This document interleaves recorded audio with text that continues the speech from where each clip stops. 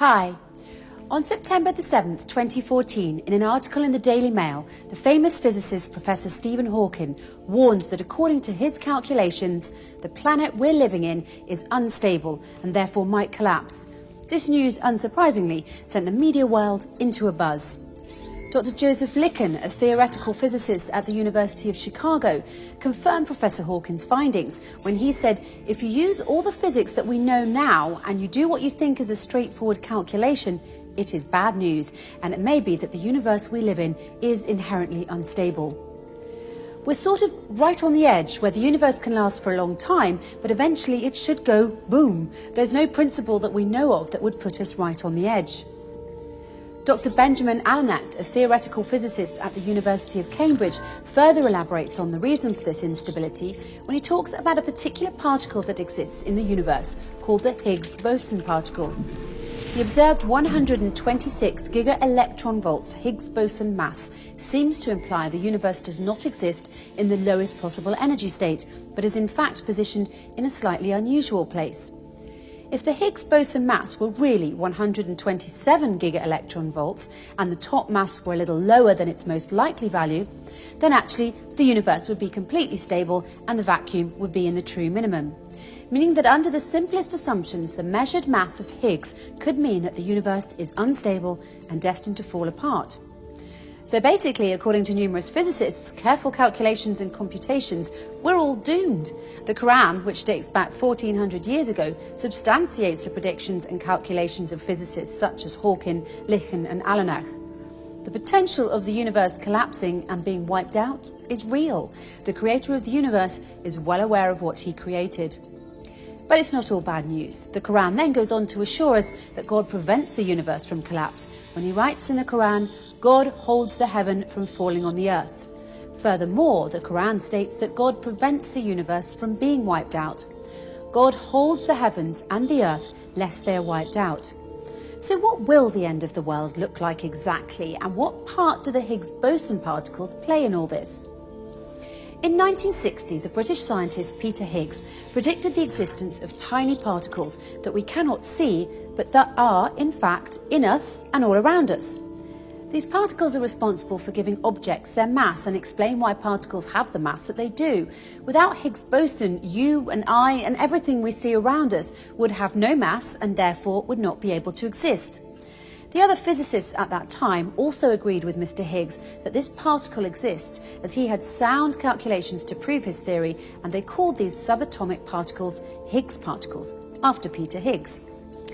On March the 14th, 2013, about half a century after it was first predicted, scientists at CERN, the European Organisation for Nuclear Research, tentatively confirmed they have found the Higgs boson particle, and the Nobel Prize in Physics was subsequently awarded jointly to Peter Higgs and his colleague François Englert. In order to discover the subatomic Higgs particle, CERN had built a large hadron collider at the cost of about $10 billion to simulate the conditions of the formation of the universe. In 1993, a group of British physicists went to the UK Science Minister at the time, William Waldegrave, to ask if he could help fund the building of the Large Hadron Collider in order to help prove the existence of the Higgs particle. Having no clue what they were talking about, Mr. Waldegrave announced he would award a vintage bottle of champagne to the physicist who came up with the best way to explain the Higgs field and the Higgs boson to the general public. And it was Professor David Miller who took home the prize with his famous analogy. Imagine a cocktail party of political party workers who are uniformly distributed across the floor, all talking to their nearest neighbours. If the ex-Prime Minister Margaret Thatcher enters the room, many of the workers will run toward her and form a cluster around her. As she moves, other workers run toward her, while the ones she has left return to their places. Because of the knot of people running toward her forming a cluster and then returning back to their spots, she acquires mass. These clusters, which run towards Mrs. Thatcher and then disappear as they return back to their spots, are an analogy to Higgs bosons. So if that's the Higgs field, how does the Higgs boson fit into all of this? Let's pretend our crowd of partygoers is uniformly spread across the room. Now consider a rumour passing through our room full of people. Those near the door run to hear it first and cluster together to get the details. Then they return to their original spots and tell their neighbours, who then run and cluster together to hear it too. Then they return to their original spots and tell their next neighbours, and so on. The result will be a wave of clusters running across the room that disappear as soon as they run.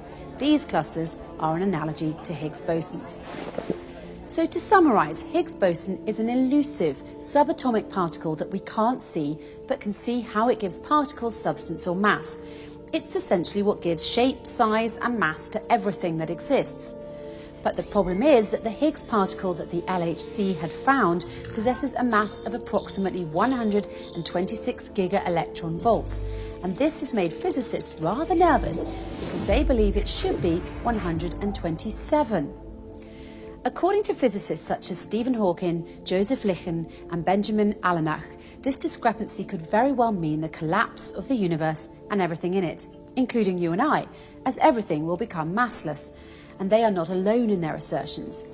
In fact, the Quran also swears that this will take place when the world ends, when it says, "It is the day when people will be like scattered moths, and the mountains shall be as loosened wool." People like moths and mountains like wool sounds like mass loss to me. But there's something else too. In chapter 81 of the Quran, a chapter where God describes in detail the events of the end of the world, there are two particular verses that are of great interest to us and what we've just learned. "So verily I, God, swear by clusters you can't see, as soon as they run, they disappear." That's the English translation, but the words used in the original Arabic are more nuanced than a translation can express. Three words in particular that are used in this verse are khunes and al-jawari al-kunes. Khunes refers to something invisible, and al-jawari means something that is running. Al-kunes refers to something that disappears and returns back to its original spot. So if you put the three words together, we're talking about invisible clusters that run and that disappear almost as soon as they appear. Almost as soon as they start running, they stop and disappear. So what are these clusters that the Quran is describing? They're none other than the infamous and elusive Higgs boson particles, which explains why the end of the universe will come about not due to volcanic activity, meteor showers or an asteroid hitting the Earth, as NASA claims. The universe will end due to mass loss.